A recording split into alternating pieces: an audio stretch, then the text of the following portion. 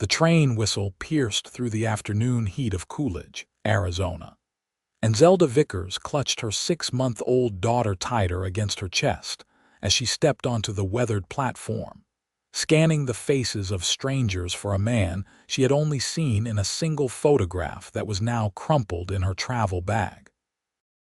The September sun of 1883 beat down mercilessly, and little Margaret whimpered against her shoulder, sensing her mother's rising panic as the minutes stretched into an hour, then 2, and still no one came.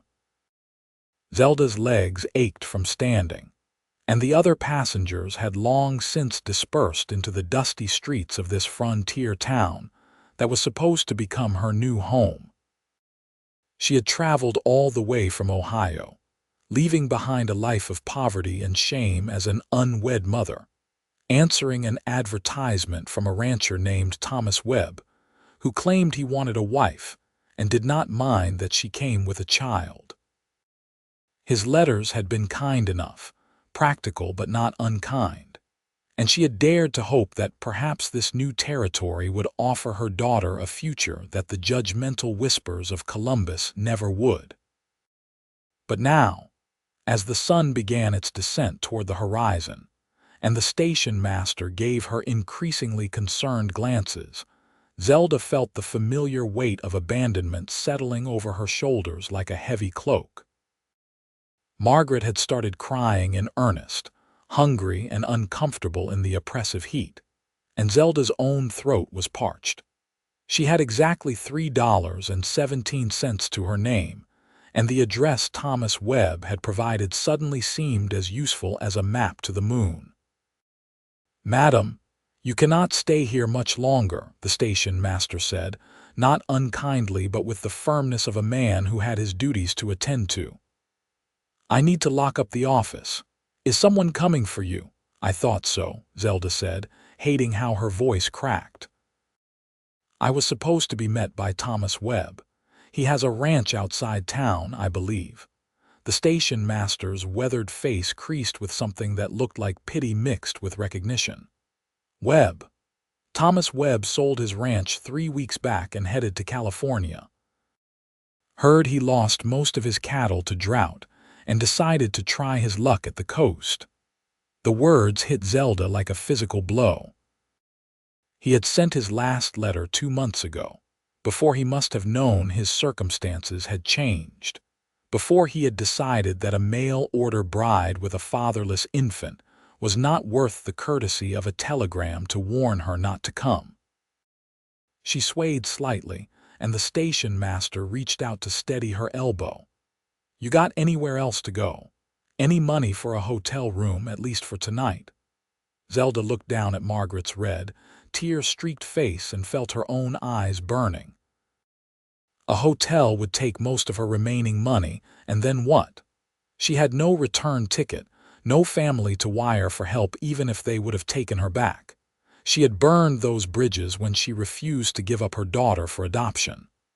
"I will manage," she said, though she had no idea how. The station master looked uncomfortable. "There's a boarding house 2 streets down, run by Mrs. Chen. She might have a room and she's decent folk. Won't charge you more than fare." Zelda nodded, gathering what remained of her dignity along with the worn carpetbag that held all her worldly possessions. Margaret's cries had intensified, and several people passing by on the street were staring. Zelda could read their expressions easily enough after years of practice. There goes another fallen woman, another girl who could not keep her virtue and now pays the price. She had just stepped off the platform when she heard a voice behind her, deep and slightly rough around the edges. "Madam, excuse me, but I could not help overhearing. You are looking for Thomas Webb." Zelda turned to find a tall man in dusty range clothes watching her with eyes that were a startling shade of gray in his sun-bronzed face. He held his hat in his hands, and his dark hair was slightly too long, curling at his collar. He looked to be in his late 20s, with the lean, muscular build of someone who made his living through hard physical labor.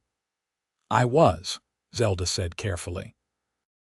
but I have just learned he is no longer in the area." The cowboy nodded slowly, his gaze moving from her face to the crying baby and back again. "That's a rough situation to find yourself in. Do you have people here? Anyone who can help?"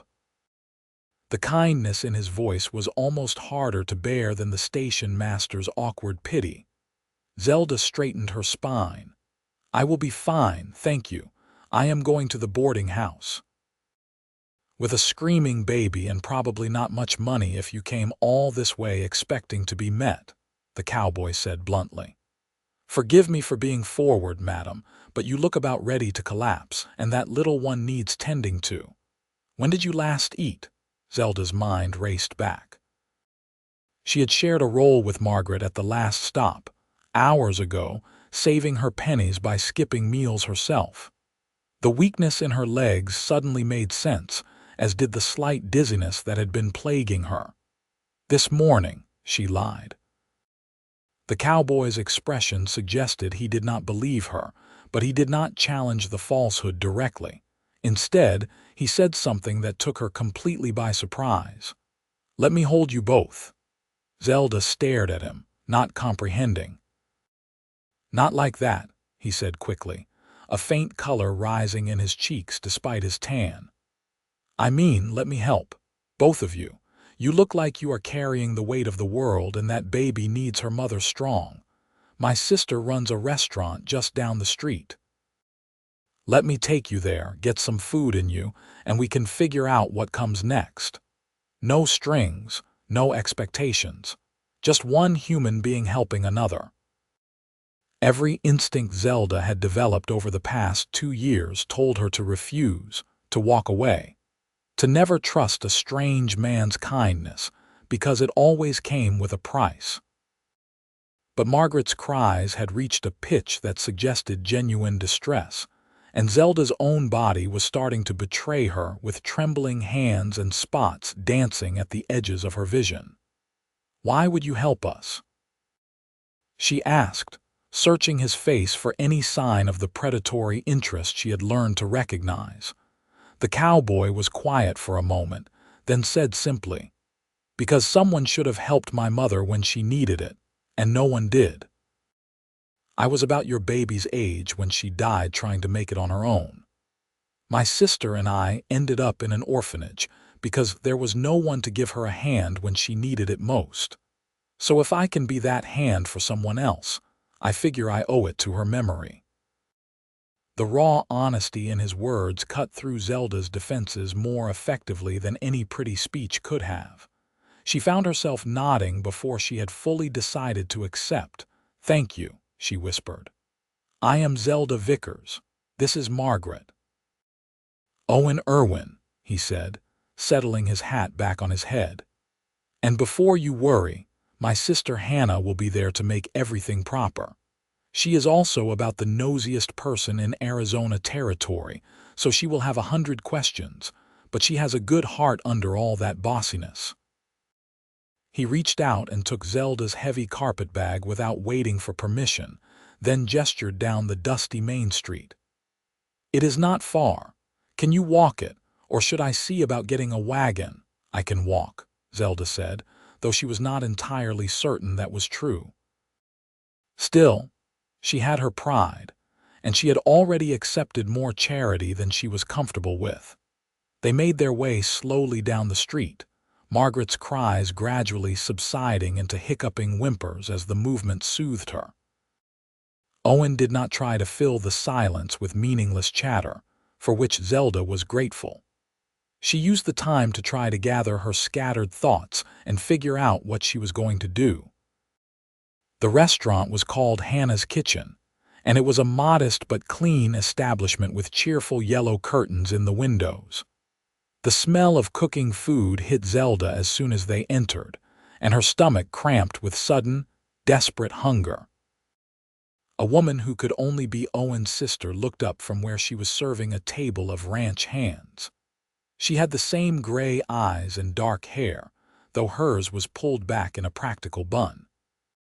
She was perhaps 5 years older than Owen, putting her in her early 30s, and she had the capable, no-nonsense air of someone who had learned to take care of herself and others.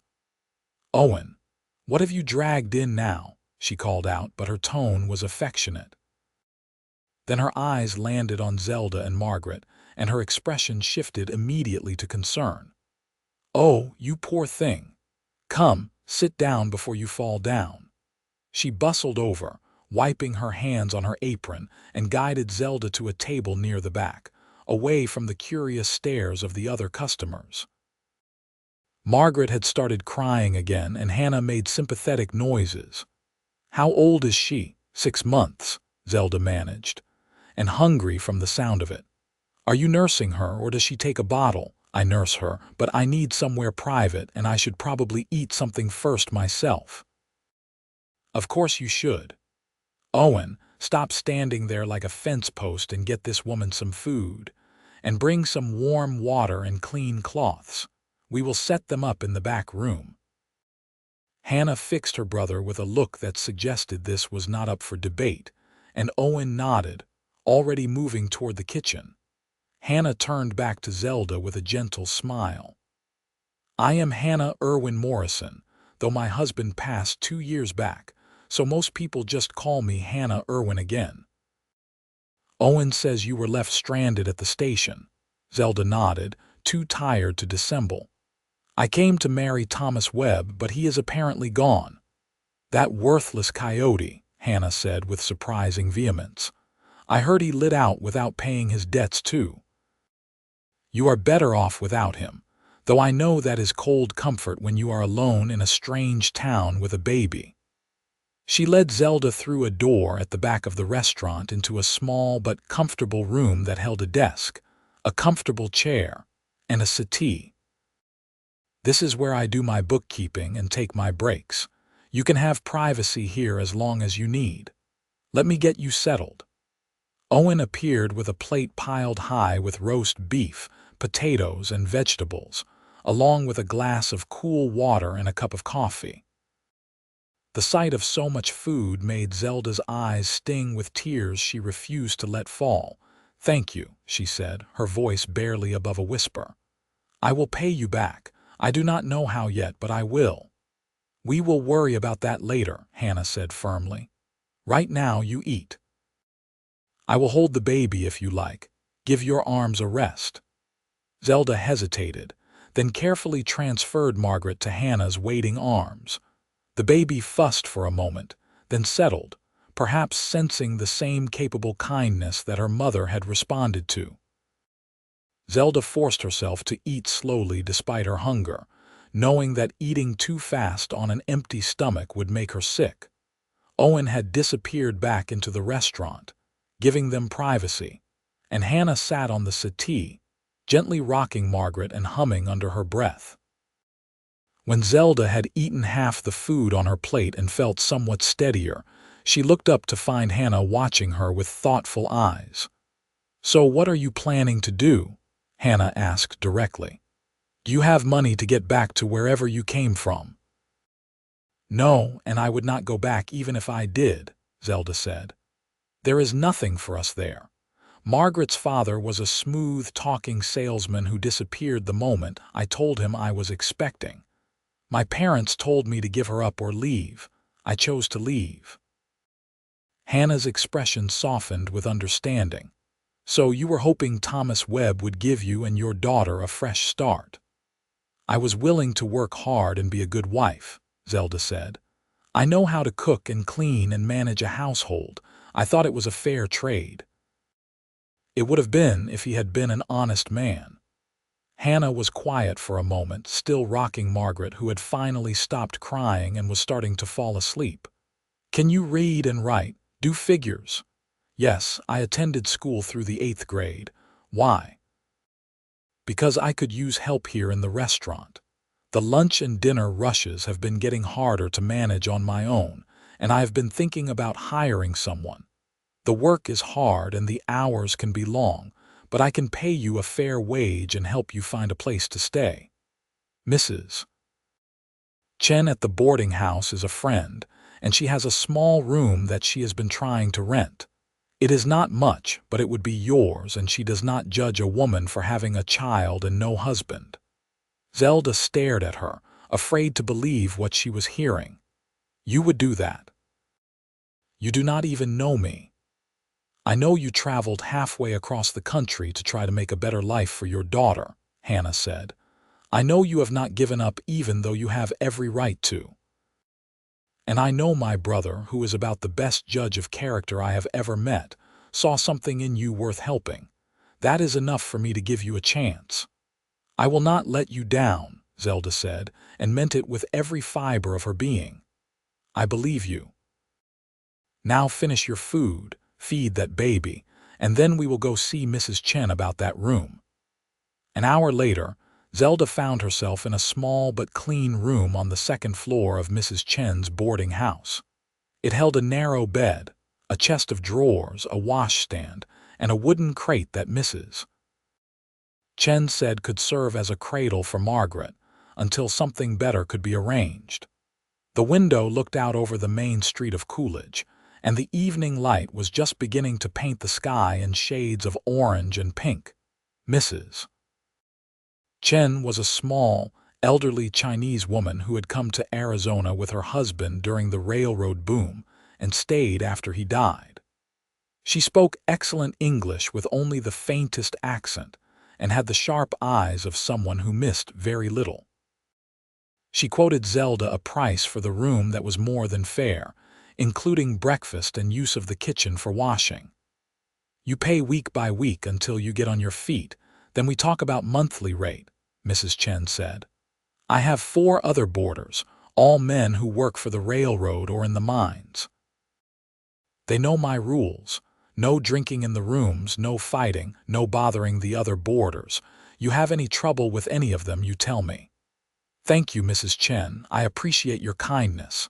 The older woman waved away her thanks. "Hannah is good woman. She say you are good woman too, that is enough. You start work tomorrow." "Yes, beginning at 6 in the morning. Then you better sleep. Baby too." Mrs. Chen glanced at Margaret, who was sleeping soundly in Zelda's arms, exhausted from all the crying and stimulation of the day. "You need anything for baby, you ask. I raise 4 children, I know about babies." After Mrs. Chen left, Zelda carefully settled Margaret in the makeshift cradle, patting it with her spare shawl to make it softer. Her daughter did not even stir, sleeping the deep sleep of exhaustion. Zelda sat on the edge of the bed, looking around at this small room that represented a future she had not dared to hope for when she had stepped off that train just hours ago. She thought about Owen, the cowboy who had offered to help without asking for anything in return. His gray eyes had been direct and honest, and there had been a gentleness in the way he had looked at Margaret that had touched something deep inside Zelda's guarded heart. Most men looked at her daughter as a burden, a visible reminder of Zelda's supposed sin. But Owen had looked at Margaret as a baby who needed care, nothing more and nothing less. Zelda knew she could not afford to develop feelings for a man, any man. She had made that mistake once before, and it had nearly destroyed her. Her focus had to be on survival, on building a life for Margaret, on proving that she could stand on her own 2 feet without needing anyone. But even as she told herself this, she could not quite forget the feeling of being offered help with no strings attached, the sound of his voice saying, "Let me hold you both." She shook her head, pushing the thoughts away. She had more immediate concerns. Tomorrow she would start work at the restaurant, and she needed to prove to Hannah that her trust was not misplaced. Everything else could wait. The next morning came early, and Margaret woke twice during the night needing to be fed and changed.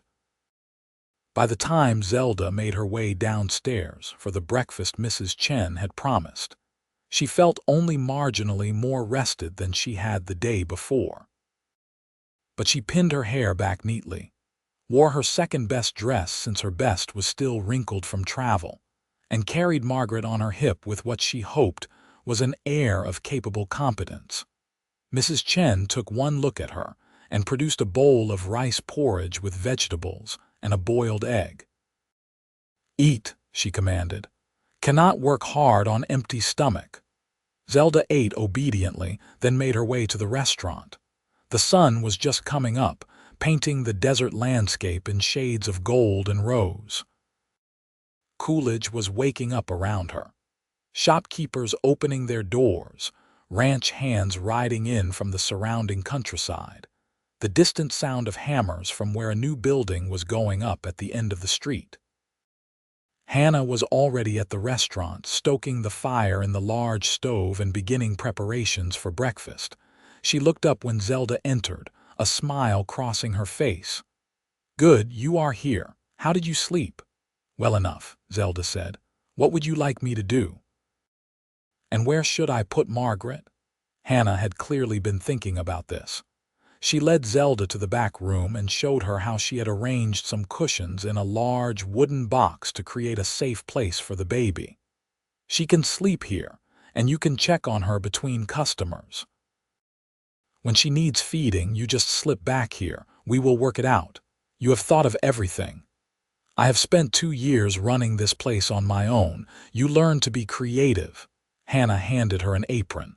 "Have you ever worked in a restaurant before?" "No, but I am a quick learner." "Then watch what I do this morning, and by lunchtime, you can start taking orders and serving. The cooking I will handle for now, but eventually I can teach you that too if you are interested." The morning passed in a blur of activity. The breakfast crowd was substantial, mostly working men who wanted hearty food before heading to their jobs. Zelda watched Hannah work with swift efficiency, noting how she kept track of multiple orders at once, how she had a friendly word for every customer but did not waste time in idle chatter. By the time lunch service began, Zelda was taking orders and serving with Hannah's supervision. She spilled a glass of water on her second trip to a table and nearly dropped a plate on her third, but the customers were understanding, and Hannah just told her to slow down and breathe. Owen came in around noon, along with 2 other cowboys who Hannah introduced as his friends. He nodded to Zelda but did not single her out for special attention, for which she was grateful.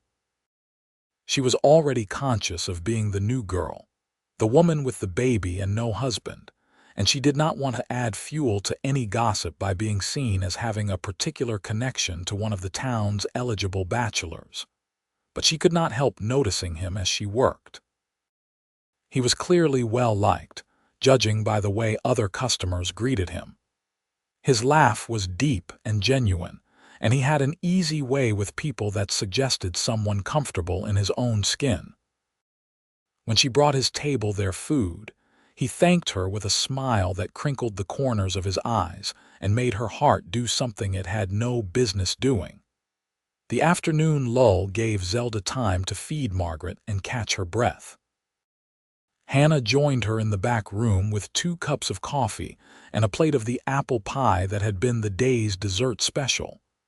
"You did well for your first day," Hannah said, settling into the chair with a satisfied sigh. "My feet are killing me, but that is normal." "I have never worked so hard in my life," Zelda admitted, "but I do not mind it. It feels good to be useful." "You are more than useful. You are going to be a lifesaver once you get the rhythm of things." Hannah took a bite of pie, then said casually, "Owen asked about you earlier." Zelda felt her cheeks warm. "Did he?" "Just wanted to know if you were settling in all right. He worries about people. Always has, ever since we were children. He used to bring home every stray dog and injured bird he found, drove our foster parents crazy." "Foster parents?" "After our mother died and we went to the orphanage, we were eventually taken in by a couple who needed help on their ranch. They were not unkind, but they were not exactly warm either. Owen and I learned to look out for each other, and I think that is why he is the way he is now. Always looking for people who need looking out for." Zelda absorbed this, understanding Owen a little better. "He seems like a good man." "He is the best man I know," Hannah said simply. which is why I worry about him. He gives so much of himself away that sometimes I wonder what is left for him." "What does he do?" "I mean for work." "He is the foreman at the Double J Ranch, about 5 miles outside town. Been there for 6 years, worked his way up from cowhand. The owner, Jack Jenkins, trusts him completely. Owen practically runs the whole operation now that Jack is getting up in years." A foreman position was a respected job, Zelda knew. It meant Owen was responsible, capable, trusted with significant authority. It also meant he was not some drifting cowboy with no roots or prospects. This information should not matter to her, but somehow it did. The rest of the week fell into a pattern. Zelda would wake early, feed Margaret, eat the breakfast Mrs. Chen provided, and head to the restaurant. She would work through the breakfast and lunch rushes, with breaks to tend to Margaret, then help clean up before heading back to the boarding house in the late afternoon. She was exhausted every night, but it was a good kind of tired, the kind that came from honest work and knowing she was earning her own way. Owen came in for lunch most days, often with other ranch hands from the Double J. He was always friendly but kept a respectful distance, never presuming on the help he had offered that first day. Zelda appreciated this even as part of her wished he would talk to her more. She told herself she was being foolish, that she had no time or energy for thoughts of men and romance, but her heart did not seem to be listening to her head. On Saturday evening, a week after her arrival, Hannah asked Zelda to stay after closing. Margaret was asleep in her box, and the restaurant was quiet after the noise and bustle of the dinner rush. Hannah poured them each a cup of coffee and sat down at one of the tables, gesturing for Zelda to join her. "You have done excellent work this week," Hannah said. "I want to make this permanent if you are willing. Regular hours, regular pay, and I will help with Margaret whenever you need it." "Yes, absolutely," Zelda said, relief flooding through her. She had been fairly certain Hannah was pleased with her work, but hearing it confirmed was like a weight lifting from her shoulders. "Thank you, Hannah. You have no idea what this means to me." "I think I have some idea. I have been exactly where you are, maybe not in the same circumstances, but I know what it is like to be a woman alone, trying to make her way in a place that is not always kind to women who do not fit the expected mold." Hannah wrapped her hands around her coffee cup. "My husband was a good man, but he died of pneumonia our first winter here, left me with debts and a failing restaurant. Everyone told me to sell and go back east, find a man to take care of me. But I decided I would rather take care of myself." "And you have done admirably," Zelda said. "I have done what I had to do, just like you are, and I want you to know that you have a place here for as long as you need it, not just as my employee, but as my friend, if you will have it." Zelda felt her eyes sting with unexpected tears. "I would be honored to call you my friend." They talked for a while longer, and Hannah shared more about life in Coolidge, about the people who lived there, about the challenges and opportunities of this growing frontier town.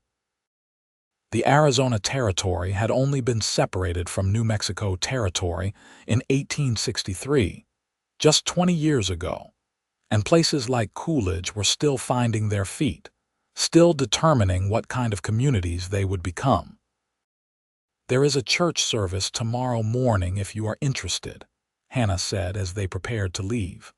"I usually go, and you and Margaret would be welcome to join me."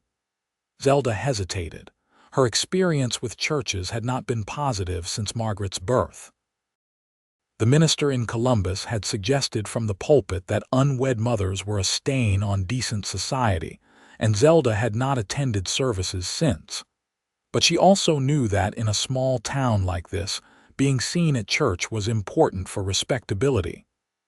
"I would like that," she said finally. "Thank you." The next morning, Zelda dressed in her best dress, the blue wool one that she had saved for her planned wedding to Thomas Webb. She pinned her blonde hair up carefully and settled Margaret in the sling she used for carrying her. Mrs. Chen, seeing her dressed for church, nodded approvingly. "Good you go," the older woman said. "People see you are a respectable woman, they treat you better." Hannah met her outside the boarding house, also dressed in her Sunday best. Together they walked to the small church at the edge of town, a simple white painted building with a wooden cross above the door. People were gathering outside, talking in small groups, and Zelda was conscious of the curious looks directed her way. Hannah made a point of introducing her to several people: the school teacher, Miss Patterson, the general store owner, Mr. Daniels, the doctor, Dr. Harrison, and his wife. Everyone was polite, though Zelda could see the question in their eyes when they noticed Margaret. Hannah fielded it smoothly, saying simply that Zelda was new in town and working at the restaurant.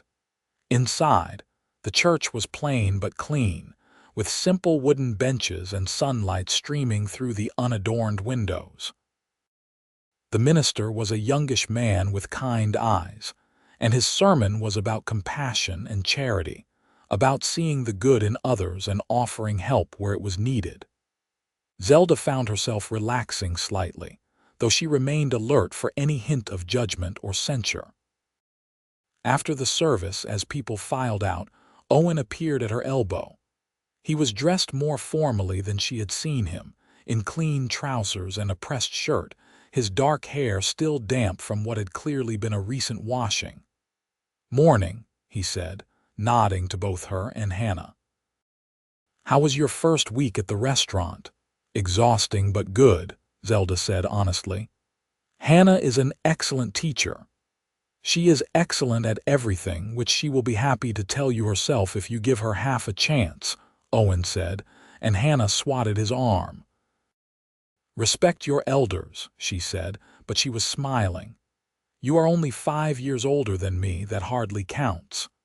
Owen's attention returned to Zelda, his expression growing more serious. "I am glad things are working out. I have been meaning to stop by and check on you properly, but I did not want to presume or make you uncomfortable." "I appreciate that," Zelda said. "And I appreciate what you did for us that first day. I do not think I properly thanked you." "No thanks needed. I am just glad I was there to help." They were interrupted by one of the other ranch hands calling to Owen, and he excused himself with a tip of his hat. Zelda watched him go, then caught Hannah watching her with knowing eyes. "Do not start," Zelda said. "Start what?" "I did not say anything." "You were thinking it." "I was thinking that my brother is a good man, and you seem like a good woman, and maybe that is not the worst thing in the world."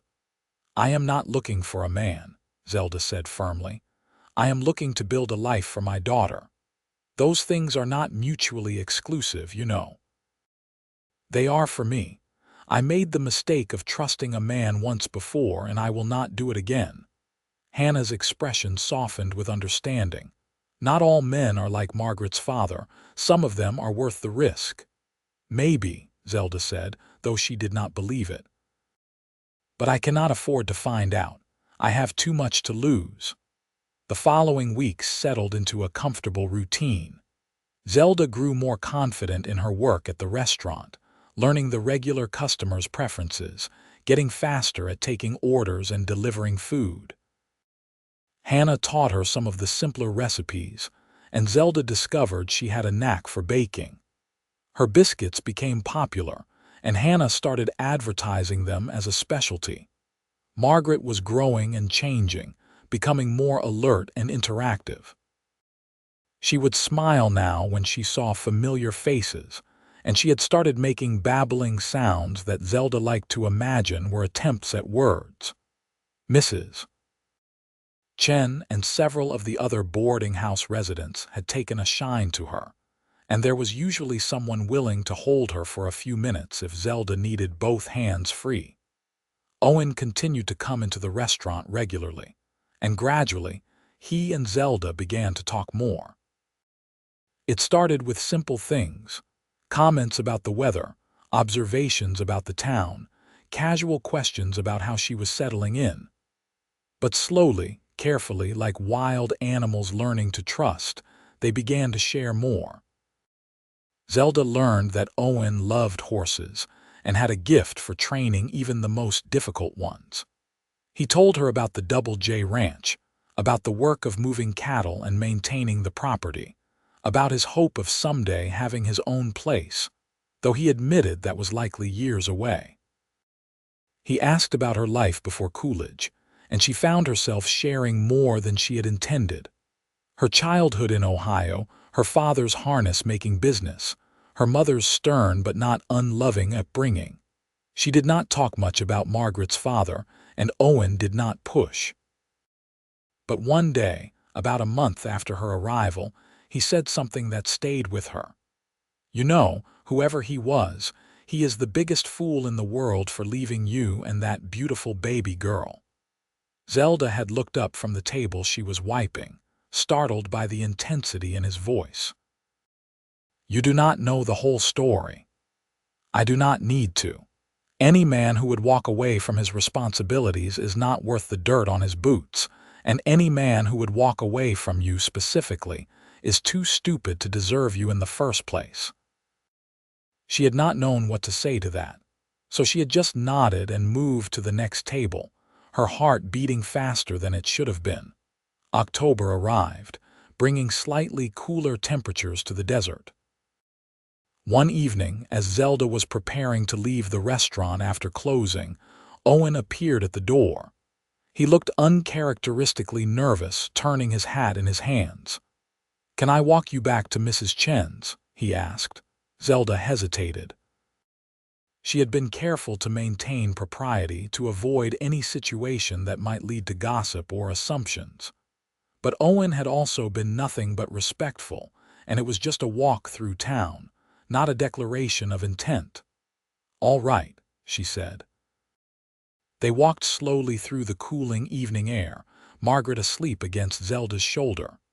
For a while, neither of them spoke, and Zelda wondered what Owen wanted to say that required this private conversation. "I have been thinking about something," Owen finally said. "And I want you to hear me out before you say no." Zelda's stomach tightened with apprehension, but she nodded. "Winter is coming and it gets cold here at night, colder than you might expect. That little room at Mrs. Chen's is not going to be easy to keep warm, especially with a baby.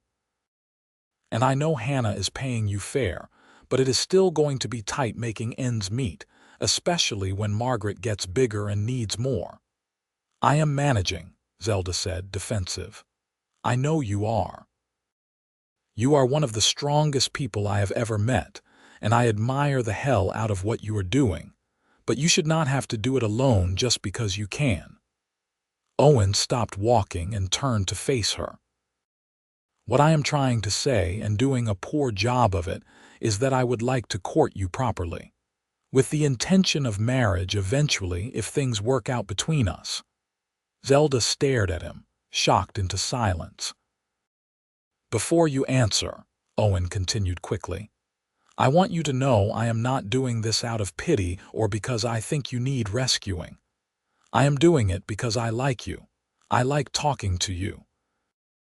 I like the way you take care of Margaret, the way you work hard without complaining, the way you are building a life here despite everything that has happened to you. I think you are beautiful and brave and smart, and I would be honored if you would give me a chance to prove I am worth your time." "Owen," Zelda said, and had to stop because her voice was shaking. "I cannot." The light went out of his eyes, but he nodded. "I understand. I am sorry if I have made you uncomfortable." "No, you do not understand." Zelda shifted Margaret in her arms, needing something to do with her hands. "I want to say yes. That is the problem. I like you too more than I should, more than is smart, but I have Margaret to think about. I cannot afford to make another mistake." "I am not a mistake waiting to happen," Owen said quietly. "I am a man asking if you will let him prove he can be what you and Margaret need. And what if you change your mind? What if you decide that taking on a woman with another man's child is too much? I have to protect my daughter, Owen. She has to come first. She should come first. Any decent man would want her to. Owen took a step closer, his gray eyes intense. I am not asking you to trust me blindly, Zelda. I am asking you to give me a chance to earn your trust. Let me court you properly in front of the whole town, so everyone knows my intentions are honorable. We will take it slow as you need. And if at any point you decide I am not right for you and Margaret, you can walk away, no hard feelings, no complications. You will still have your job, your room, your independence. All I am asking for is a chance. Zelda looked at him, at the honesty in his face, at the way he had said Margaret's name like she was a person who mattered, not a burden to be tolerated. She thought about the past month, about the way Owen had made her laugh, the way he had helped other people without fanfare, the way he treated his sister with affectionate respect. Slow, she said finally. Very slow. And if Margaret does not take to you, the answer is no. A smile broke across Owen's face like sunrise. Fair enough. How about I come by the restaurant on Saturday evening and we take a walk? Mrs. Chen or Hannah can watch Margaret for an hour and you and I can just talk, get to know each other better. That sounds acceptable, Zelda said, trying to keep her voice steady even though her heart was racing. But Owen, I need you to understand something. I am not the innocent girl I was before Margaret. I have been judged and found wanting by a lot of people. I have made mistakes and I have paid for them. If you are looking for some idealized version of a woman, I am not her. Good, Owen said. Because I am not looking for an idealized version of anything. I am looking for a real woman who has lived a real life and come out the other side still standing. That is you, Zelda. That is exactly you. On Saturday evening, Zelda found herself nervous in a way she had not been since she was 16 and attending her first dance. She wore her blue dress again, pinned her hair carefully, and tried to quiet the butterflies in her stomach. Margaret, as if sensing her mother's agitation, was fussy and difficult to settle. Hannah had volunteered to watch Margaret during the walk, and she had a knowing smile on her face as she took the baby. Have a nice time. Do not hurry back. Owen was waiting outside the restaurant, and he offered his arm with old-fashioned courtesy. They walked through the town as the sun set, painting the sky in brilliant shades of orange and purple. People nodded to them as they passed, and Zelda was aware that by Monday morning, everyone in Coolidge would know that Owen Irwin was courting the new girl at Hannah's kitchen. Tell me about your dreams, Owen said as they walked. What do you want for yourself and Margaret beyond just surviving? The question caught Zelda off guard. No one had asked her about dreams in a long time. I want her to have opportunities I did not have, she said slowly. I want her to get an education, to be able to choose her own path in life. I want her to never feel like she has to depend on a man's goodwill to survive. Those are dreams for her. What about dreams for you? Zelda thought about it. I suppose I want to feel safe. To not wake up every morning wondering if today is the day everything falls apart. To have a place that is truly mine, where I belong and no one can make me leave. Those are good dreams, Owen said. You deserve all of that. They talked for over an hour, walking the streets of Coolidge and then out beyond the town limits, where the desert stretched vast and beautiful under the emerging stars. Owen told her about his own dreams. The ranch he wanted to own someday, the horses he wanted to breed, the life he wanted to build.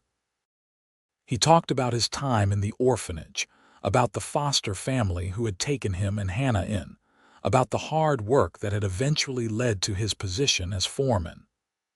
I know what it is like to feel like you are always one step away from losing everything, he said. That is why I have worked so hard to build something stable. I want to be the kind of man who can provide for a family, who can offer security and safety. Not because I think women cannot take care of themselves, but because everyone deserves to have someone in their corner, someone who will stand with them when things get hard. When he finally walked her back to the boarding house, Margaret was asleep in Hannah's arms, and Zelda felt lighter than she had in months. Owen did not try to kiss her, or even hold her hand beyond the arm he had offered for the walk. He simply said goodnight, confirmed that he would see her for lunch the next day, and walked away. "Well," Hannah said, her eyes sparkling with curiosity. "It was nice," Zelda admitted. "Really nice. I told you my brother was worth the risk." Over the following weeks, Owen courted Zelda with a patience and steadiness that gradually wore down her defenses. He took her on walks, brought small gifts for Margaret, helped Hannah repair a broken table in the restaurant. He was careful never to presume, never to push for more than Zelda was willing to give, but his presence became a constant in her life. Margaret, for her part, took to Owen immediately. She would smile when she saw him, reaching out her little hands to be held. Owen handled her with surprising confidence, and when Zelda asked about it, he admitted that he had helped raise Hannah's neighbor's children back when they first came to Arizona. "I always figured I would have children of my own someday," he said, gently bouncing Margaret on his knee while Zelda took a brief break at the restaurant. "Never much cared whether they came from my blood or not. A child is a child, you know. They all deserve to be loved and cared for." Watching him with her daughter, seeing the gentle way he interacted with her, Zelda felt her heart opening in ways that terrified and exhilarated her. She was falling in love, she realized. Not the desperate, needy love she had felt for Margaret's father, the love born of loneliness and the desire to be wanted. This was something different, something deeper. This was respect and admiration and genuine affection, built on a foundation of friendship and shared values. But with that realization came fear. What if she was wrong again? What if Owen left or changed or turned out to be different than he seemed? She had been so sure of Margaret's father, and look how that had turned out. One evening in late November, as the first real cold snap hit Coolidge, Owen invited Zelda and Margaret to visit the Double J Ranch. Hannah agreed to give Zelda the afternoon off, and Owen borrowed a wagon to drive them out. The ranch was beautiful, spread across several thousand acres of desert and grassland. The main house was a sturdy adobe structure, and there were several barns, corrals, and outbuildings. Owen introduced her to Jack Jenkins, the owner, a weathered man in his 60s who walked with a cane but still had sharp eyes and a firm handshake. "So you are the young lady Owen has been talking about," Jack said, looking her over with frank assessment. "He says you are tough as nails and twice as sharp." Zelda glanced at Owen, who had the grace to look slightly embarrassed. "I am just doing my best to build a life for my daughter." "Best way to live," Jack said approvingly. "Come on, let me show you around." "Owen, why do you not take the baby to see the horses? She might like that." As they walked, Jack pointed out the various aspects of the ranch operation, explaining how they managed the cattle, where they planned to expand, what challenges they faced with water and weather. "Owen has been invaluable to me," he said. "Cannot run this place without him anymore. He has a good head for business and a way with animals and people both." "He seems to be very good at his work," Zelda said carefully. "He is, which is why I have been thinking about making him a partner. I do not have children of my own, and my nephew back east has no interest in ranching. Figure it makes sense to offer Owen a stake in the place, let him work toward owning it eventually." This was news to Zelda, and clearly important news. "Have you told him?" "Going to after the first of the year. Wanted to get my lawyer to draw up the papers properly, but I thought you should know, given that Owen seems to be thinking about settling down." Jack fixed her with a knowing look. He is a good man, Miss Vickers, one of the best I have known. He will do right by you and that baby if you give him the chance. You do not know anything about me, Zelda said, defensive. How can you be sure I will do right by him? Because Owen is not a fool, and he would not be courting you if you were not worth courting. And because I can see the way you look at him, like you are afraid to hope but hoping anyway. That tells me you have been hurt, and you are trying not to get hurt again. That is the mark of someone who learns from their mistakes, not someone who repeats them. They found Owen in the barn, holding Margaret up to see a gentle mare who was nosing at the baby with curious interest. Margaret was laughing, a sound that still felt like a miracle to Zelda every time she heard it. Owen was talking to her in a soft voice, pointing out the horse's features, and he looked so natural with her that Zelda's throat tightened with emotion. "He is going to be a good father," Jack said quietly beside her, "if you let him." On the ride back to town, as Margaret dozed in Zelda's lap and the sun set behind them, Owen said, "Jack told me he talked to you about the partnership." "He did. That is wonderful news, Owen. You must be thrilled." "I am. It is more than I ever expected, to be honest." "It means I can offer you something real, Zelda. Not just promises, but actual security. A home, a future, all the things you said you wanted for Margaret." Zelda was quiet for a long moment, watching the darkening landscape roll by.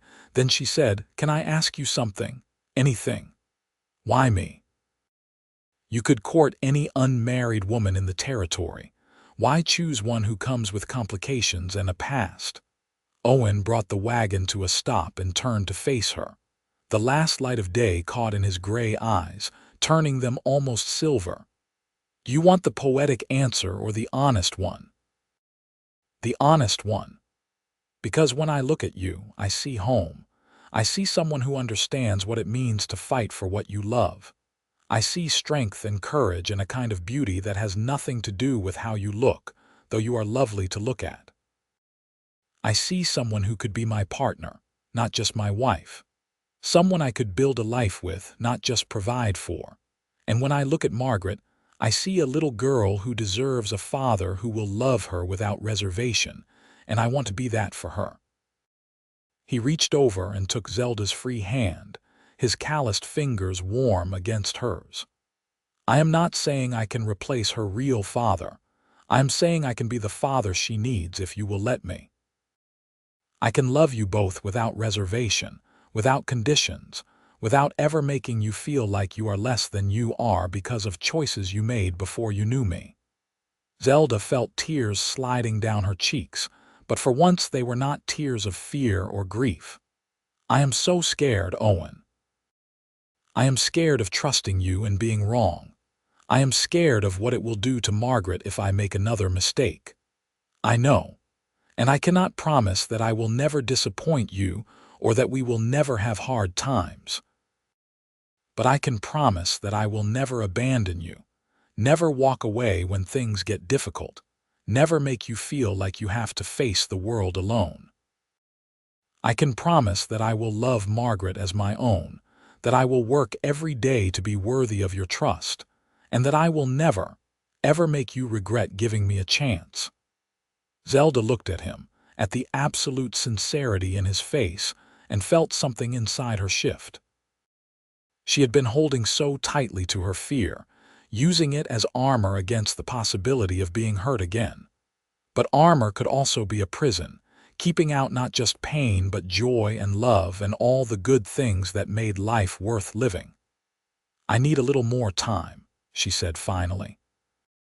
"Not because I doubt you, but because I need to be sure I am making this decision for the right reasons. Can you understand that? Of course. Take all the time you need.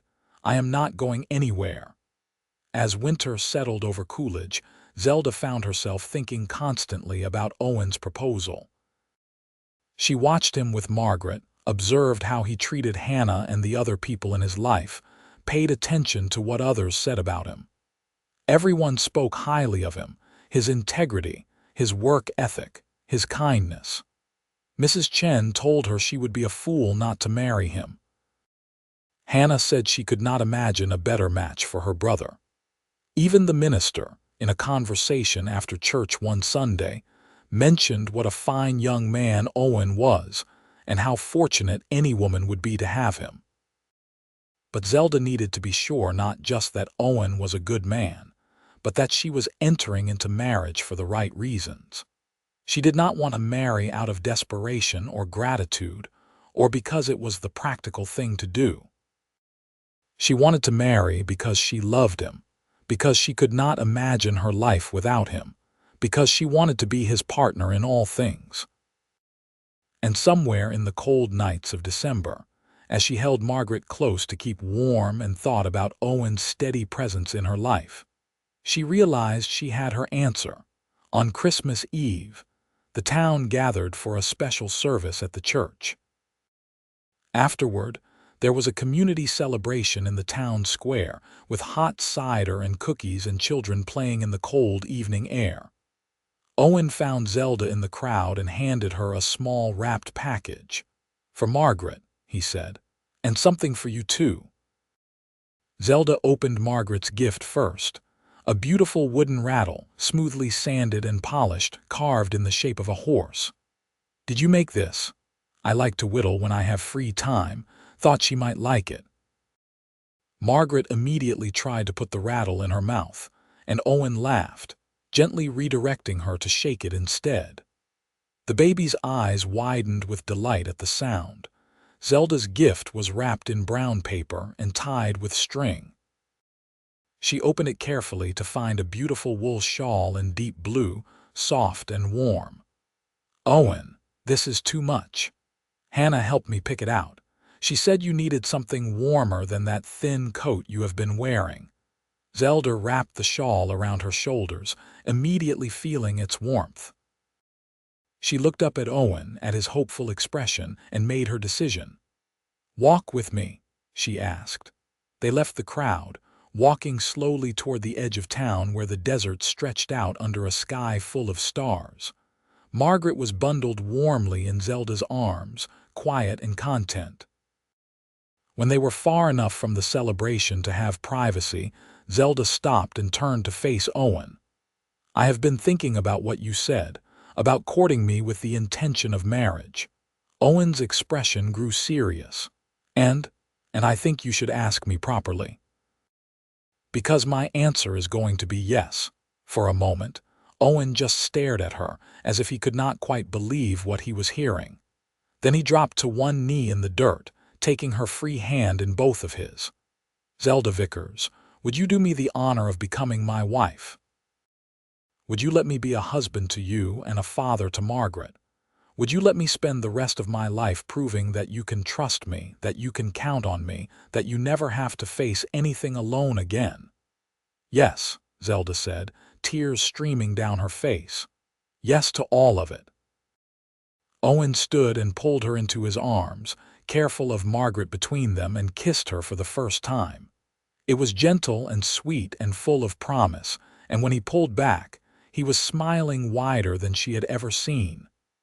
"I love you," he said. "I should have said that first, but I love you, Zelda. And I love Margaret. I love you both so much." "I love you too," Zelda whispered, and meant it with every fiber of her being. They were married in January in the same small church where Zelda had worried about being judged just months before. Hannah stood up as her attendant, and Jack Jenkins stood up for Owen. Margaret, now 9 months old and trying determinedly to crawl, was held by Mrs. Chen during the ceremony. The whole town turned out, and if anyone had judgmental thoughts about the speed of the courtship or the existence of a baby from a previous relationship, they kept them to themselves in the face of Owen and Zelda's obvious happiness. After the ceremony, there was a celebration at Hannah's kitchen, with food and music and dancing. Owen held Zelda close as they danced their first dance as husband and wife, and she felt a sense of peace and rightness that she had never experienced before. "Thank you," she whispered against his shoulder. "For what?" for seeing me when I was invisible, for holding us when we needed it most, for giving us a home." "You are home," Owen said simply. "You and Margaret both. Wherever you are, that is where I belong." They moved into a small house on the edge of town that Jack helped them buy, with the understanding that eventually they would move to the ranch when Jack was ready to retire fully. The house was modest but comfortable, with 2 bedrooms, a kitchen, and a sitting room. Owen spent his spare time making improvements, fixing the roof, building shelves, creating a small garden area for Zelda to plant vegetables in the spring. Margaret took to calling Owen Papa before she even learned to say Mama properly, which made him tear up the first time it happened. He was endlessly patient with her, playing games and telling stories and walking her around the property on his shoulders. Zelda would watch them together and feel overwhelmed with gratitude for the second chance she had been given. Life settled into a new rhythm. Zelda continued to work at Hannah's kitchen several days a week, bringing Margaret with her or leaving her with Owen when their schedules aligned. Owen worked long days at the ranch but always came home for supper, and they would spend the evenings together as a family, talking about their days and making plans for the future. In March, Jack officially made Owen a partner in the Double J Ranch, signing papers that gave him a 25% stake, with the understanding that it would increase to full ownership over the next decade. It was more security than either Owen or Zelda had ever imagined, and it meant they could start making long-term plans with confidence. In June, Zelda discovered she was pregnant again. She told Owen one evening after they had put Margaret to bed, nervous about how he would react. They had talked about having more children eventually, but this was sooner than they had planned. Owen's face lit up with pure joy. "Really? We are going to have a baby." "We are," Zelda confirmed, and found herself laughing as Owen picked her up and spun her around. "I am so happy," he said, setting her down carefully as if she were made of glass. "Margaret is going to be a big sister. Do you think she will be excited or jealous?" "Probably both," Zelda said, smiling. "But we will make sure she knows she is still loved and important. She is getting a little brother or sister, and I am getting to be a father from the very beginning this time," Owen said, his hand moving to rest gently on Zelda's still flat stomach. "Not that it matters to me, you understand. Margaret is mine in every way that counts. But there is something amazing about the idea of being there for everything, right from the start." "I know," Zelda said softly, "and you are going to be wonderful at it. You already are." The pregnancy was healthy but challenging. The Arizona summer heat was brutal, and Zelda found herself exhausted much of the time. Owen was endlessly supportive, taking on more of the household tasks and making sure she rested. Hannah reduced her hours at the restaurant without reducing her pay, and Mrs. Chen stopped by regularly with broths and teas that she swore would help with the nausea and fatigue. Margaret, now a toddling 15-month-old with blonde curls and her mother's blue eyes, was both a joy and a challenge. She was endlessly curious, getting into everything, and required constant supervision. But she was also affectionate and funny, and watching her grow and learn was one of the greatest pleasures of Zelda's life. In February of 1885, on a cold but clear morning, Zelda gave birth to a healthy baby boy. Owen was there for the whole labor, holding her hand and encouraging her, and when Dr. Harrison placed the baby in his arms, the look on his face was something Zelda would remember for the rest of her life. "He is perfect," Owen whispered, tears streaming down his face. "Absolutely perfect." They named him Oliver Irwin, and Margaret was fascinated by her new baby brother. She wanted to touch him constantly, to help with everything, to be involved in every aspect of his care. Owen was careful to make special time just for her, taking her on walks and playing her favorite games, ensuring she knew that the new baby did not mean she was any less important. As Oliver grew from infant to baby to toddler, the house was filled with noise and laughter and the beautiful chaos of a young family. Jack Jenkins, who had become something of a grandfather figure to all of them, was a regular visitor, always with candy in his pockets for the children and advice for Owen about ranch management. In the spring of 1887, when Margaret was 4 and Oliver was 2, Jack had a stroke that left him partially paralyzed. He moved into town to live with his sister, who had come from back east to care for him, and Owen took over full management of the Double J. It was a huge responsibility, but Owen had been essentially running the place for years, and the transition was smooth. Jack insisted on finalizing the ownership transfer immediately, signing over the full ranch to Owen with the stipulation that he could live out his days in peace knowing the place was in good hands.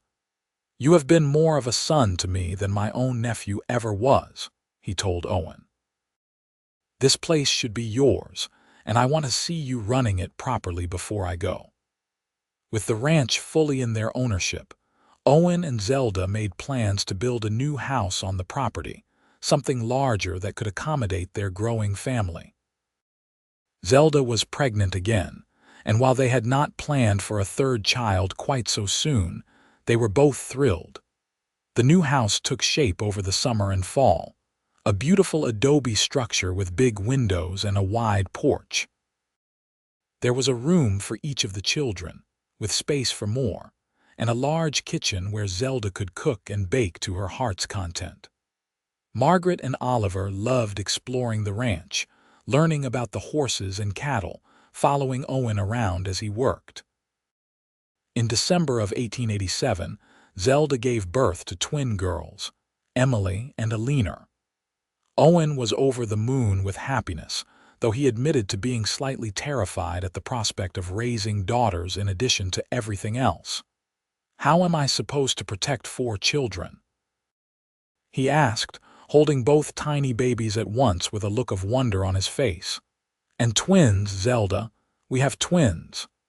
"The same way we protect 2 children," Zelda said, exhausted but happy, "with love and guidance and teaching them to be strong. And maybe a shotgun when they get older and start attracting suitors." "I am never letting them out of my sight," Owen declared, which made Zelda laugh. Life on the ranch was full and busy and sometimes overwhelming, but it was also richer and more satisfying than Zelda had ever imagined possible. She had gone from being a desperate woman abandoned at a train station to being a wife, mother, and partner in a successful ranching operation. She kept the books for the ranch, managed the household, and still helped out at Hannah's kitchen occasionally when Hannah needed an extra pair of hands during busy seasons. Margaret thrived in the ranch environment, developing a special bond with the horses that delighted Owen. By the time she was 7, she could ride as well as many of the ranch hands, and Owen had started teaching her about horse training. Oliver was quieter and more thoughtful, preferring to help Zelda with the gardening and spending hours reading the books that Zelda insisted on acquiring despite the expense. The twins were a whirlwind of energy, identical in appearance but completely different in temperament. Emily was bold and adventurous, always getting into mischief, while Alina was gentle and cautious, content to play quietly with her dolls or help Zelda in the kitchen. In 1890, when Margaret was 7, Oliver was 5, and the twins were 3, Zelda and Owen decided their family was complete. They had their hands full with 4 children and the ranch, and while they loved being parents, they both felt that they had reached the right size for their family. One evening that summer, after all the children were finally asleep, Owen and Zelda sat on the porch of their house, watching the sun set over their land. Owen had his arm around her shoulders, and she leaned into his warmth, feeling utterly content. "Do you ever think about that day at the train station?" Owen asked. "About what would have happened if I had not been there?" "Sometimes," Zelda admitted, "but not with regret anymore, only with gratitude. I was so scared that day, so certain that I had made a terrible mistake in coming here. And then you appeared and offered to help, and everything changed." "I am the one who should be grateful," Owen said. "You gave me a family, a purpose, a reason to work as hard as I do. You made me believe I could be more than just a ranch foreman. You saw something in me worth taking a chance on." "We saved each other," Zelda said softly. "That is what I think. We both needed someone to believe in us, and we found that in each other." They sat in comfortable silence as the stars began to appear in the darkening sky. From inside the house, Zelda could hear one of the twins crying briefly before settling again. It was a sound that would once have filled her with anxiety, but now it just reminded her of how full her life had become. "Do you ever wonder about Margaret's father?" Owen asked. It was a question he had never asked before, and Zelda took a moment to consider it. "Sometimes I wonder if he ever thinks about her, if he ever regrets leaving. But mostly, I feel sorry for him. He is missing out on knowing the most wonderful little girl in the world. And he is missing out on the life we have built here, the family we have created. His loss, truly." "Margaret asked me the other day if I was her real father," Owen said quietly. "I told her I was the realest father she could ever have because I chose to love her, that she did not just get me by accident of birth, but because I wanted to be her papa more than anything." Zelda felt tears prick her eyes. "What did she say?" "She said that made sense because she chose me too. Then she asked if we could go riding tomorrow, and the moment was over. But Zelda, the trust in her eyes when she looks at me, the way she has never doubted that she belongs to me and I belong to her, that is the greatest gift you could have given me. She is lucky to have you. We all are." The years continued to pass, bringing their share of challenges and triumphs.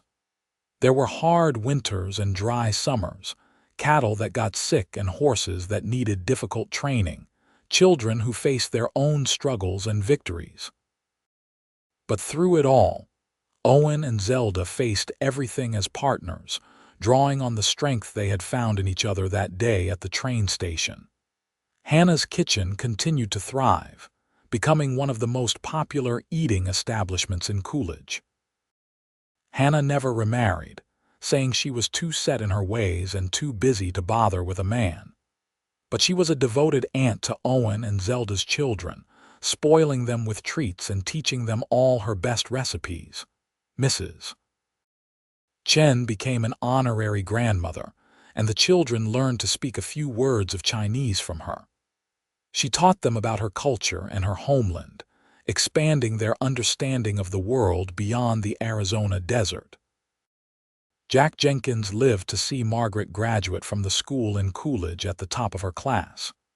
He died peacefully in his sleep in 1893, and Owen served as one of the pallbearers at his funeral.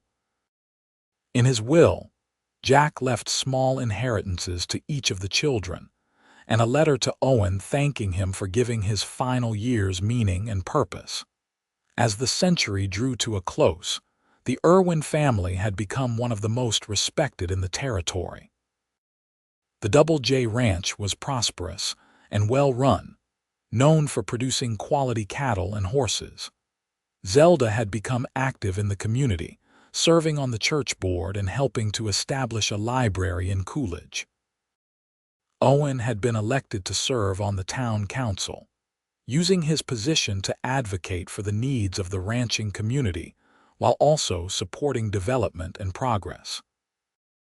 Margaret, now a young woman of 17, had developed into a talented horsewoman and was seriously considering becoming one of the few female horse trainers in the territory. She had received marriage proposals from several young men in the area, but she insisted she was not ready to settle down yet. She wanted to see more of the world, to make her own mark, before taking on the responsibilities of wife and mother. Oliver, at 15, had announced his intention to become a lawyer. He was already studying with the town's lawyer, Mr. Harrington, learning about the law and the court system. Owen and Zelda supported his ambitions, even though it meant he would likely need to go back east for proper education eventually. The twins, now 13, were at that awkward age between childhood and young womanhood. Emily wanted to be a rancher like her father, while Alina talked about becoming a teacher. They bickered constantly but were also inseparable, the way twins often were. On Christmas Eve of 1900, the whole family gathered in the living room of the ranch house. Hannah was there, along with Mrs. Chen, and several of the longtime ranch hands who had become like family over the years. There was food and laughter and the warm glow of candles and firelight.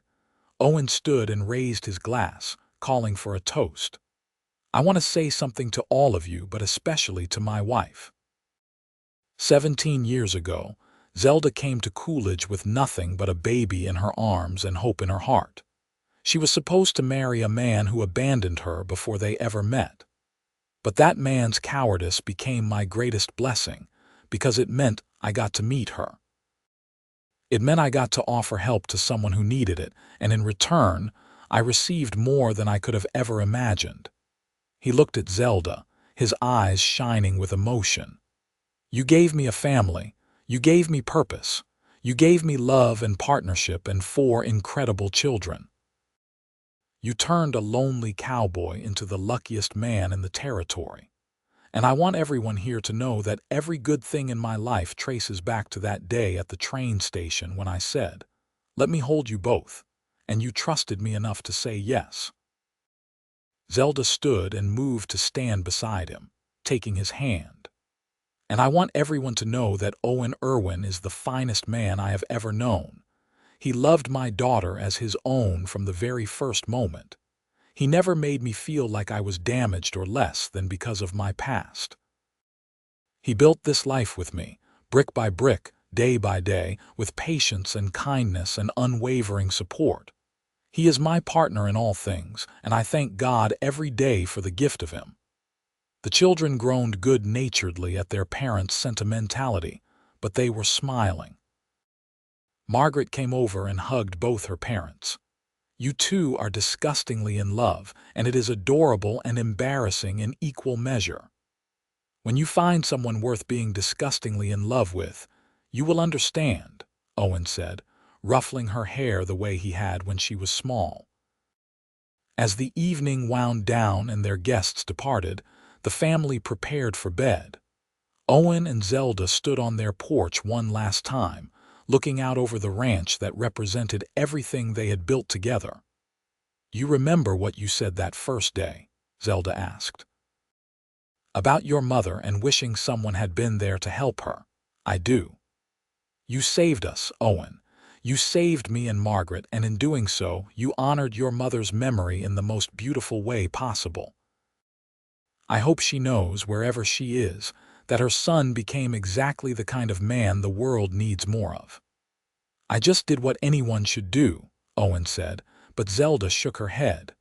"No, most people would have walked by, would have told themselves it was not their problem, but you stopped. You offered help.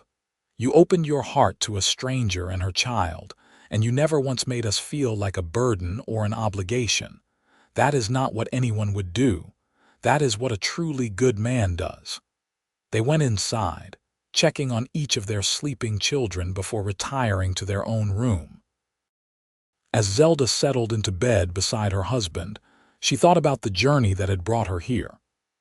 The fear and desperation of that day at the train station seemed like a lifetime ago, like it had happened to a different person entirely.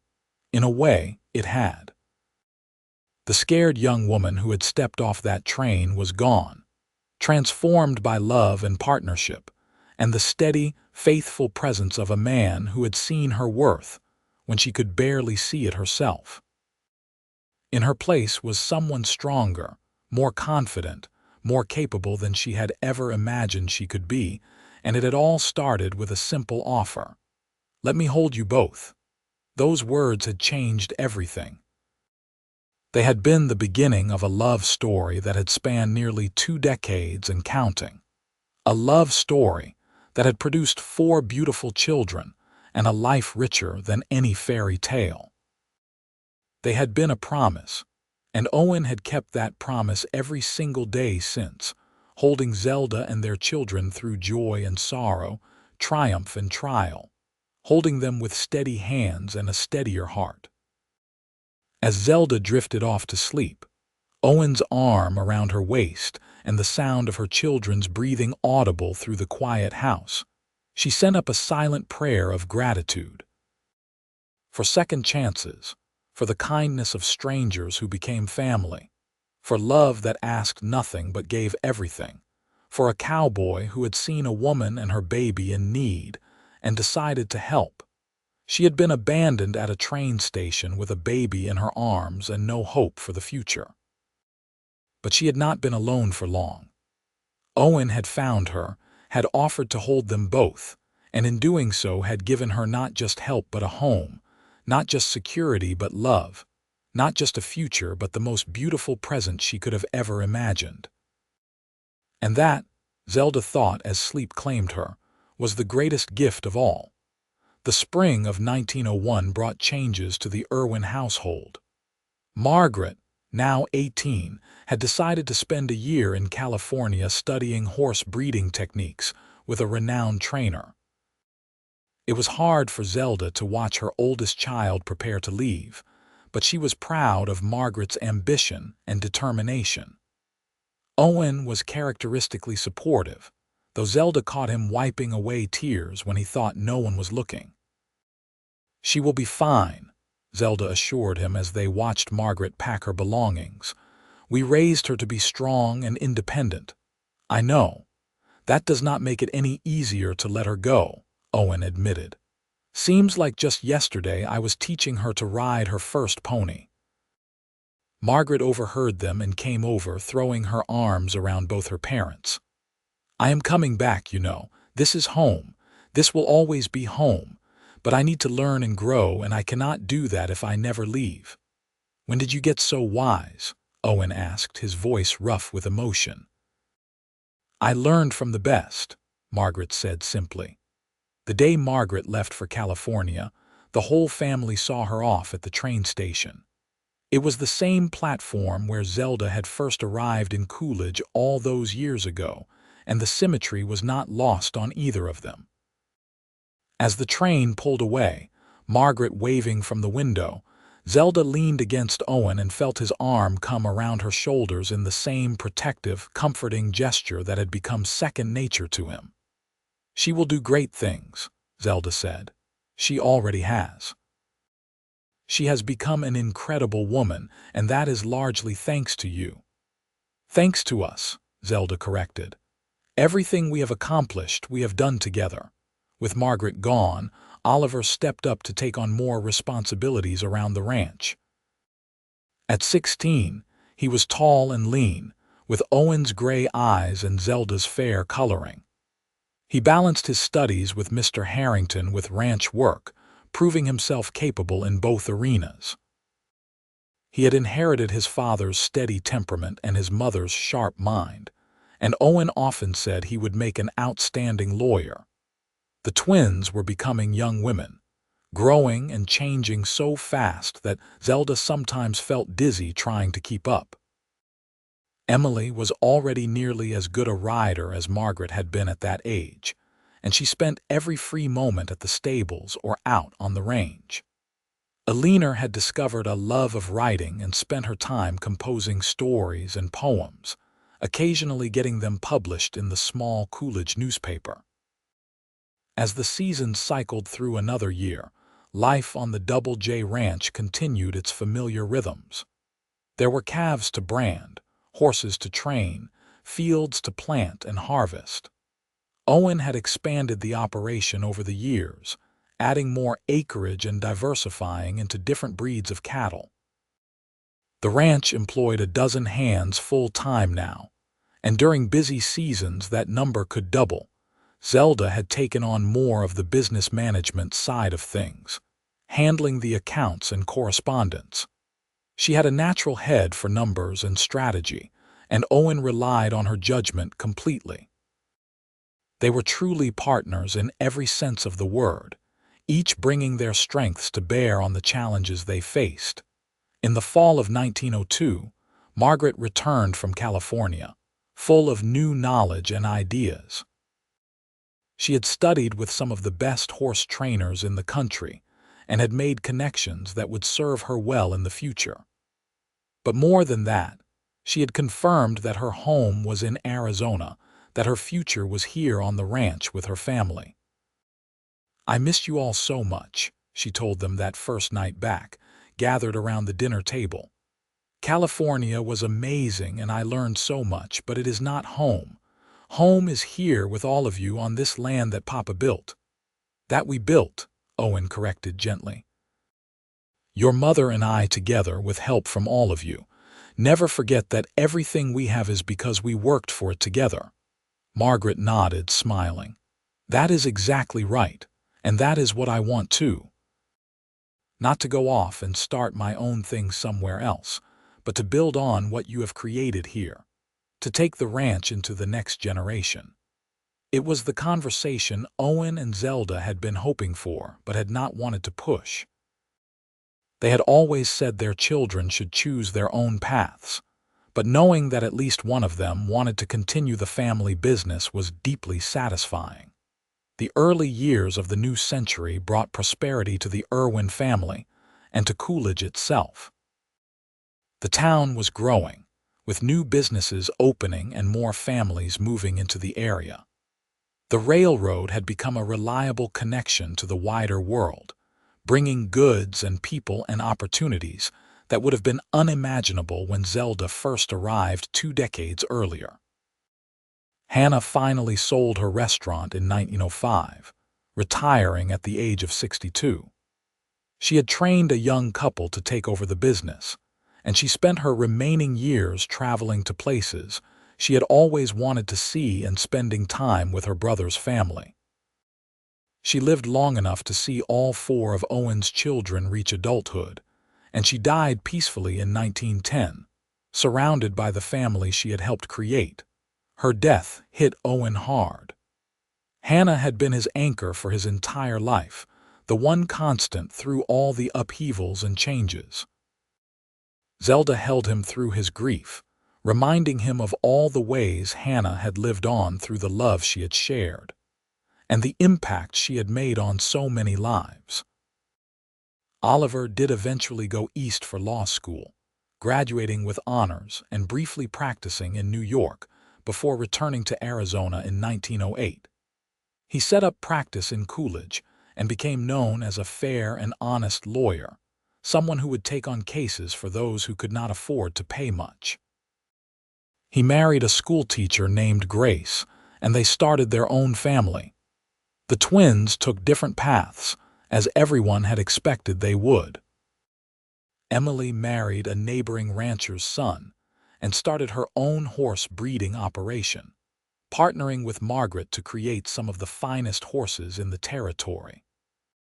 Eleanor moved to Tucson and became a journalist, writing articles about the changing face of the West and the challenges facing modern frontier communities. By 1915, Owen and Zelda were grandparents several times over. Margaret had married a ranch hand named Paul and had 3 children. Oliver and Grace had 4 children.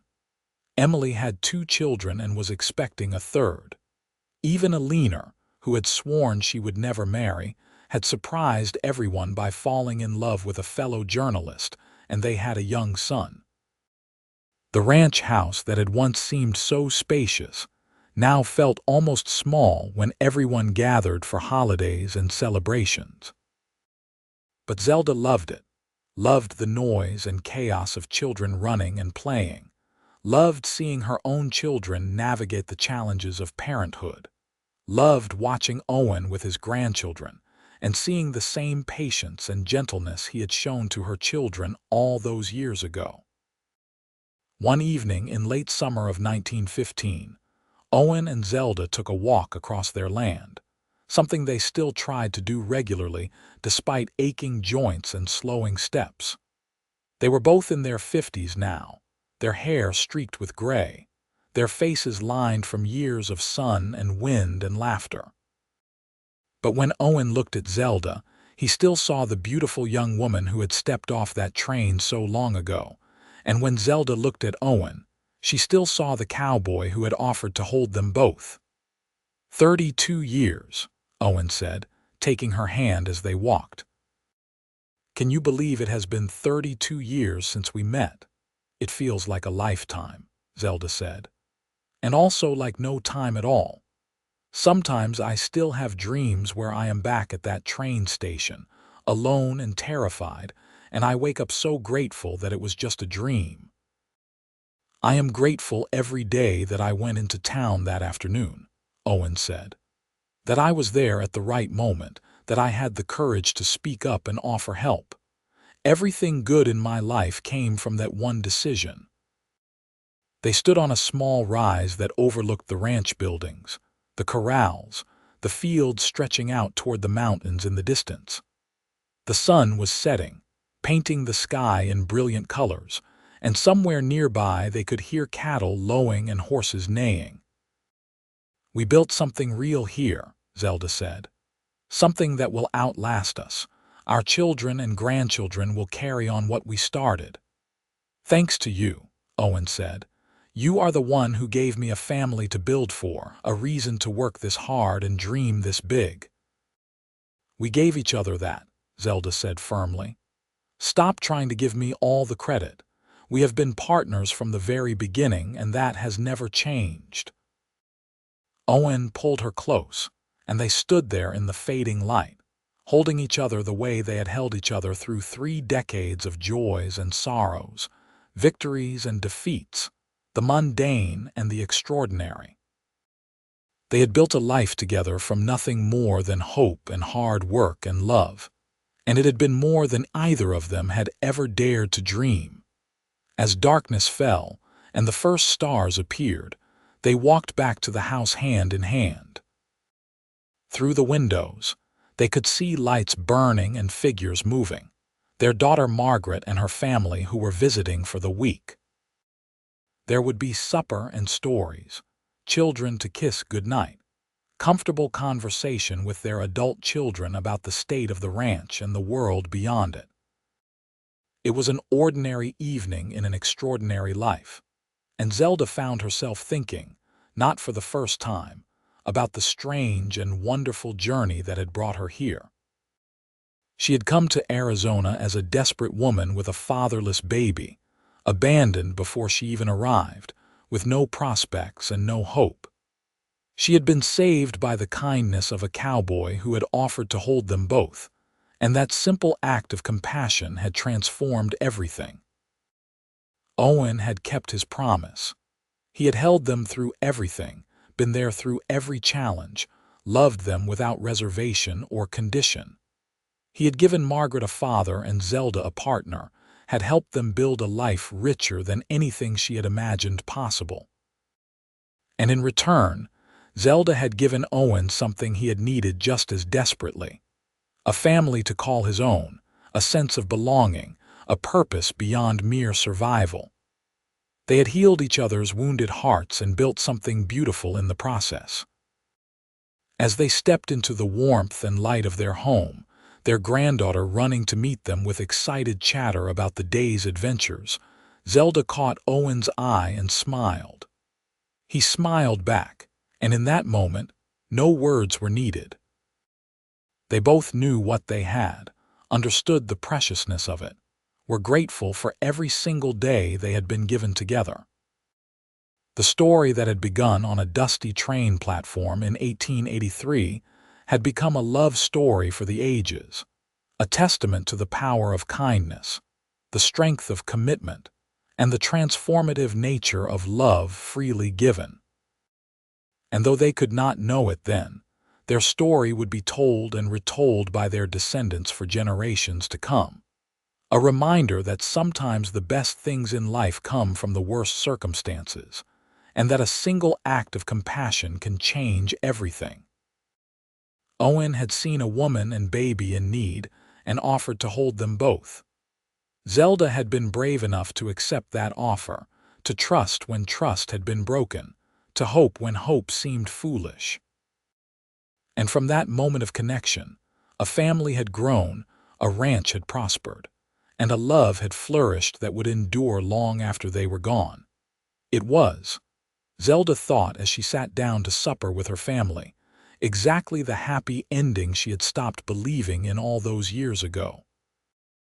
And it was all the sweeter for having been earned through struggle and sacrifice, for being real rather than a fairy tale, for being built on a foundation of mutual respect and partnership rather than romantic fantasy. The little girl who had been abandoned at a train station was now a woman with children and grandchildren, a successful ranch, and a marriage that had stood the test of time. The cowboy who had offered help to a stranger had become a beloved husband, father, and grandfather, a pillar of his community, and a man of integrity and honor. And together, they had created something that would outlive them both, a legacy of love and family and hard-won happiness. As the evening drew to a close and the family prepared for bed, Owen and Zelda had a few moments alone on the porch, their favorite spot for quiet conversation. The Arizona night was cool and clear, the stars brilliant overhead. "You have any regrets?" Owen asked, a question he had never posed before. Zelda thought about it seriously. "I regret the pain I caused my parents, even though I stand by my decision to keep Margaret. I regret the hardship Margaret faced because of my choices, though it seems to have made her stronger. But regret coming here, regret marrying you, regret this life we have built, not for a single second." "Good," Owen said, satisfied, "because I have no regrets at all. Every hard thing we went through was worth it to get to where we are now." They sat in comfortable silence, the kind that only comes from decades of knowing another person completely. Finally, Zelda spoke again. "Thank you, Owen, for everything but especially for that first moment, for seeing me when I felt invisible, for offering help when you did not have to, for loving me and Margaret when you had no obligation to do so. You changed our lives completely, and I will never stop being grateful for that." "You do not have to thank me," Owen said, his voice warm. "Loving you has never been a burden or an obligation. It has been the greatest privilege of my life. You and Margaret and all our children and grandchildren, you are the reason I get up every morning. You are my purpose and my joy, and I would choose you again in a heartbeat."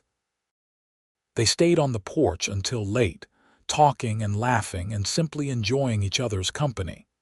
Eventually, they went inside and up to bed, lying side by side in the room they had shared for over 30 years.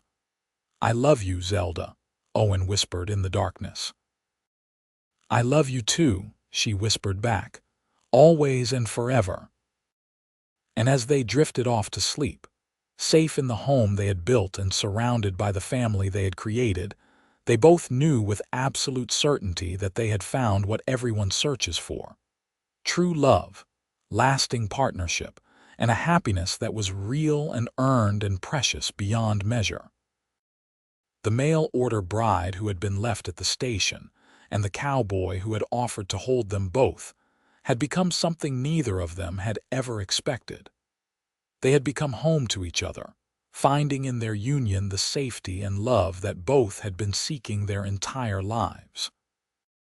And in that finding, they had created a legacy that would echo through generations, a story of love conquering fear, of kindness changing lives, of two lonely souls finding their way to each other against all odds.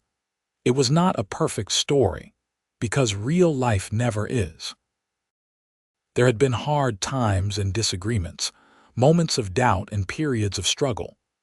But through it all, they had held on to each other, had chosen love again and again, had built something solid and lasting from the fragments of broken dreams. And that, in the end, was the real happy ending. Not perfection, but persistence. Not the absence of challenges, but the presence of unwavering commitment. Not a fairy tale, but a real, honest, beautiful love story written across the landscape of the American West.